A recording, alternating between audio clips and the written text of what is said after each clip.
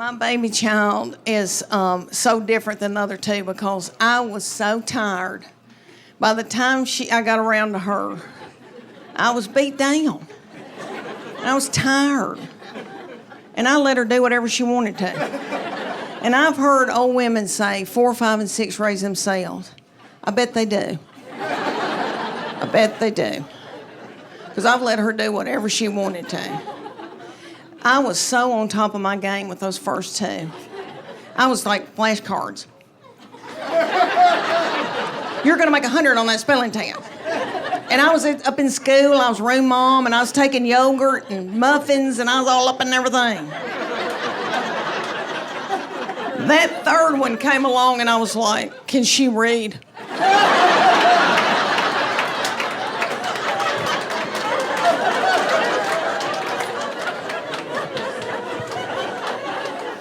Let me tell y'all that my people are down in Middle Tennessee. I told y'all farming people, and I was raised old-timey Methodist.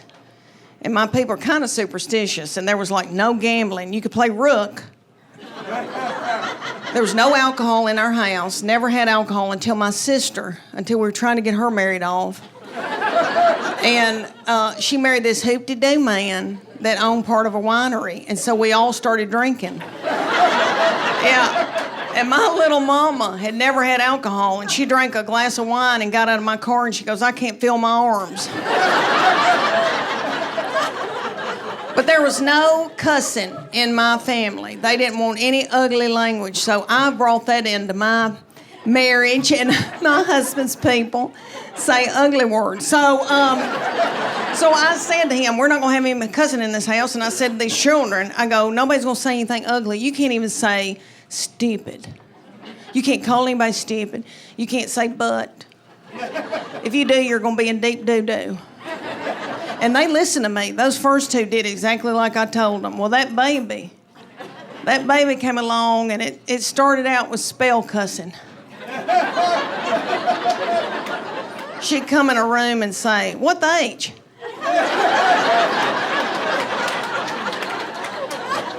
And then it went on to, what's up, mofos?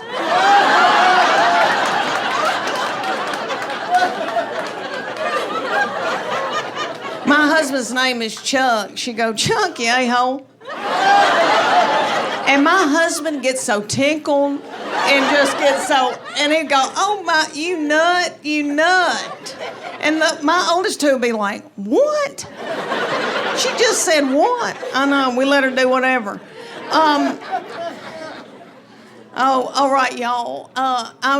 Because we are taping this, I'm trying to get in different material, and I'm trying to do new, and I'm out of my mind because I'm in brain fog. So y'all, bear with me. I'm trying to switch it back and forth.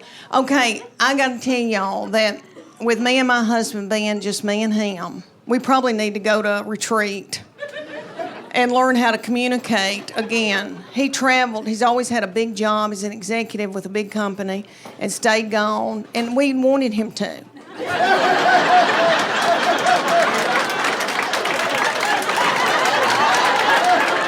I'd be like, your daddy's coming home. Clean up your room. Everybody, dude. I mean, we had a ball when he was gone, honey. My husband's smart in math. Anal retentive, type A, hunter and a gatherer, can kick a door in. I like that.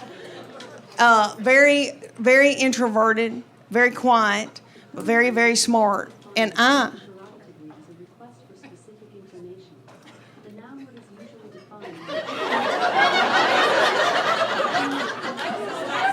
Is that Alexis? Are we boarding a plane? It sounds like we're boarding a plane. Is something taking off? If it is, we need to all wash our hands. What was I saying? Oh, my husband. Okay. So he has always been, like he worked for Burger King when he was 14. They gave him a key. So, and he was getting an MBA at UT when I met him, and he's a little bit younger than me, and he'd already been out 4 years, worked, and then went back to get an MBA. I was just finishing up my undergraduate because I'm fun. So it has been a tumultuous, because if y'all saw my purse, y'all be like, her life is out of control. And he is just like that. But anyway, now it's just me and him. And if I could give you young people any advice, I know you hadn't asked me for it, but you need to go on date nights and you need to nurture that. And I know everybody's driving in a car and everybody's fighting and everybody's got something in a crock pot, but you need to do that with your husband, because one day it's just going to be you and him, and you're going to look at him and go, who are you? And what do you want from me? So I try to do fun things, and people say to me all the time, they go, do you let your husband travel with you? And I say, no. The main thing is he's got to keep working. We need health insurance, you know? Everybody's getting their eyebrows waxed. We need to keep this going. We want him to work as long as he can. The other reason is he loves a hotel. You know, men love a hotel. And I gotta work. I gotta put on makeup and get on Spanx. And so I'll take him to a hotel and he gets a glazed look over his eyes. And I find myself doing this. And it doesn't have to be a nice hotel. It could be a Scottish Inn. And there could be a bloody spot on the carpet where there's been a murder. It wouldn't bother him. But anyway, I don't let him do that. So around Knoxville, I try to do things for me and him to do together. And I bought him tickets to go see Def Leppard and Journey. Oh, y'all. Going to a concert is very different when you're 54. I went to school at UT, and I used to go to all the concerts. I saw Tina Turner, John Cougar Mellencamp, Rod Stewart, I don't know where I got the money. But in the 80s, honey, I went. Nick, I was so cute. I had on little bitty britches. My thyroid was functioning. I didn't care about food. I'd eat a half a can of tuna and I'd be like, I'm full. But anyway, so I got us tickets, and my husband, I thought, we're going to have a date night. And he goes, I can't get there in time to go out to eat. I'll meet you at the concert. So he had bought a tall boy and an egg salad sandwich at the gas station. I know, I had to smell that all night. So anyway, I was hungry, and everybody at that concert was my age or older. And everybody's worried about the snack bar. And I was too. Journey was already on stage. Nobody cared. Everybody was at the snack bar.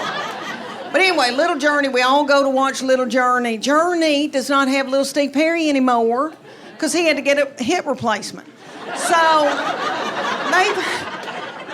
and I loved him. They've hired this little bitty man who is yummy, and he's taking care of himself, and he's got little bitty britches on. And he hadn't eaten white flour and sugar. And I don't think he's done dope. And I don't think he's slept with nasty women. So he's hopping and doing and squatting and doing. And all the old boys in the back look sick and bloated. And they're going.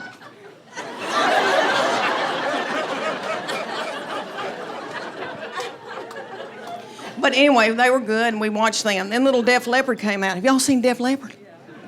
Still could sing like nobody's business. But that little man came out. Oh, that little man came out. And his little hair was down to here, and you could see through it. And I took one look at him, and I thought, thyroid. Because I've got it too. My hair's thinning too. And that little bitty thing's legs were that big. I've never seen legs that tiny on a man. Frail. And he propped it up on a little... And he'd do... And then I noticed there was a hump right here, and I thought, what's that hump?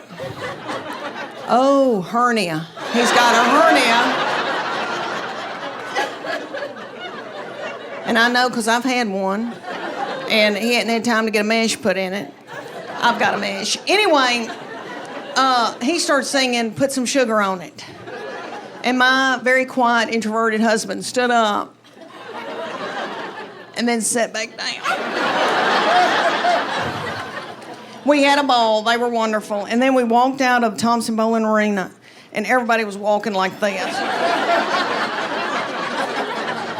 Because everybody's got plantar fasciitis. I've had it. Yeah. Inflammation in our feet. Y'all know what causes that? White flour and sugar. Let me tell y'all, about 2 months after that, I got us tickets in Nashville to go see Hart and Joan Jett. I know, little Joan Jett. It was probably about 100 degrees, and it was outside, and it was hot and sweaty and humid. Little Joan Jett comes out in leather. And let me tell y'all, she's the size of this glass, Joan Jett. But she rocked it, and she has filler, a lot of filler, and it looks good. It looks good. And I've never wanted it until now. And I think, should I get my lips plumped up? Because what happened to my lips? My lips just sucked up into my body. I used to have lips. Anyway, so she came out, she was wonderful, and then Nancy and Sweet Ann and Nancy came out, the sisters, Hart. Ann's the oldest one, you know, the dark-headed one. She came out in a big pair of orthopedic tennis shoes.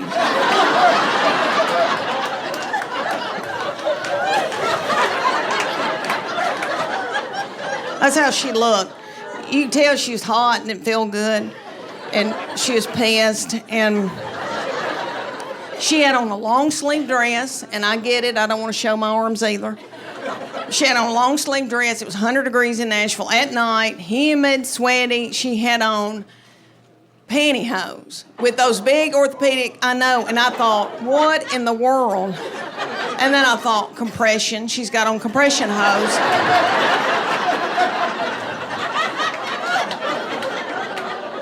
But she sang like a bird. And then Nancy, sweet Nancy's doing okay. You know, Nancy's a little bit younger. She can still jump. But they were wonderful. Anyway, we tried to do stuff like that. And I've told him, I said, we need to build intimacy. And not your kind of intimacy. Because he, you know, everything just means grabbing my breast. And even if he hasn't spoken to me that day. And I said, I need you to speak to me. And I need you to listen to me. And I need to be able to share with you things. And then the nasty stuff can happen if you listen to me. But he goes, what do you want to tell me? And I said, I got to tell you something's going on with my bladder.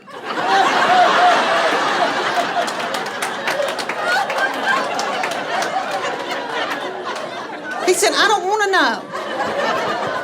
I don't want to know. And I thought, that's odd, because I've had your children. And I went through a lot, you know. I had 3 babies 2 different ways. And that first baby was an emergency C-section, and I remember being in the operating room and scared and young, and my husband looked at me. He was sitting there watching it, and he said, oh, my gosh, they've taken your uterus out and set it on your chest. And I was like... He said, it looks like a Cornish hen.